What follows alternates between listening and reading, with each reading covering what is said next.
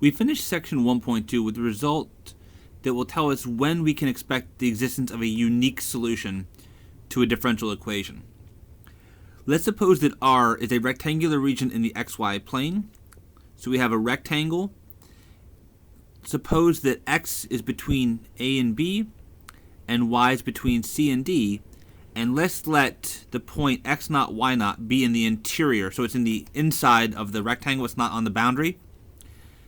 If the function f of x comma y and also the partial derivative of f with respect to the y variable are continuous on R, then there exists some interval I0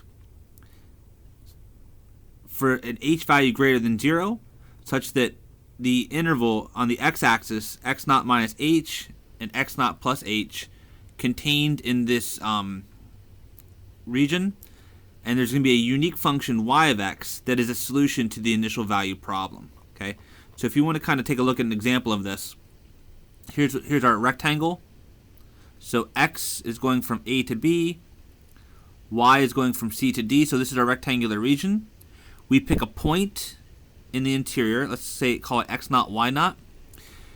In order for there to be a unique solution for this initial value problem, we need for two things to kind of take place within that rectangle.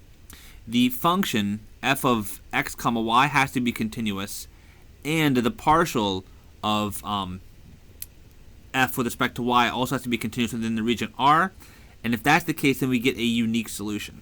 Okay, let's investigate this in the context of this differential equation we've been looking at quite a bit in this section.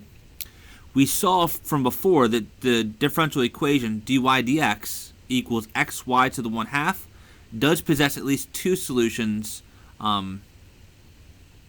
whose graph passes through 0, 0. To kind of investigate this a little bit more, let's see what's happening here.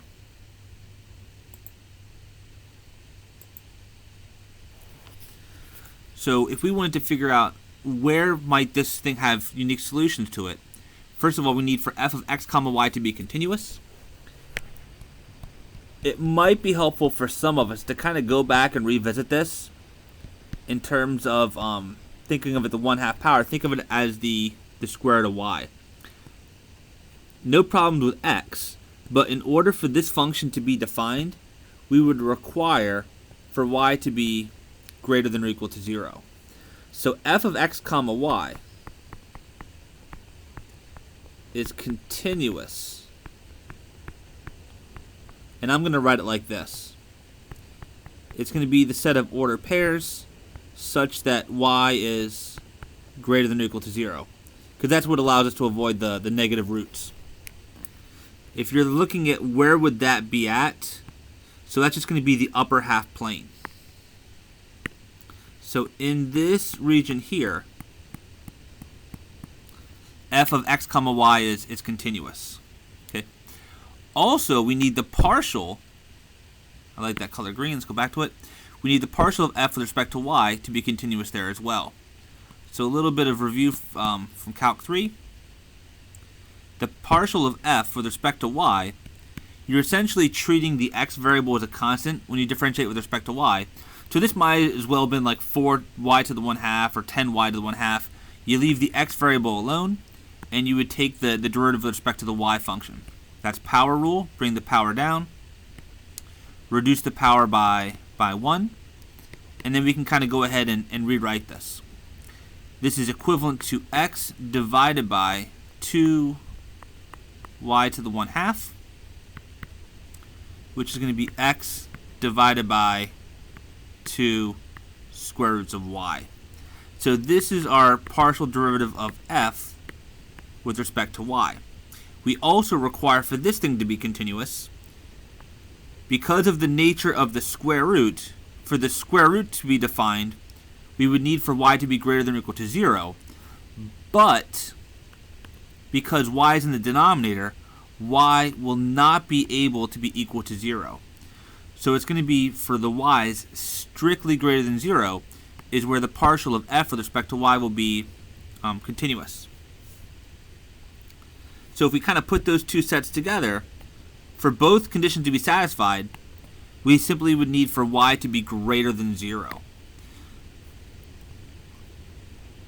So the region in the xy plane for which that works is you can't have the x-axis here. Y has to be strictly above. So this is not included, but everything up. And that's kind of what we saw when we had that one solution. If you go back up to the graph of this, we did this a little bit ago, but in the upper half plane, we have that one solution, and then when y equals to 0, specifically, that's when we get that constant solution. So this is kind of a nice result. Again, continuity of functions is a pretty easy thing to check. This is something you've been doing for a while now.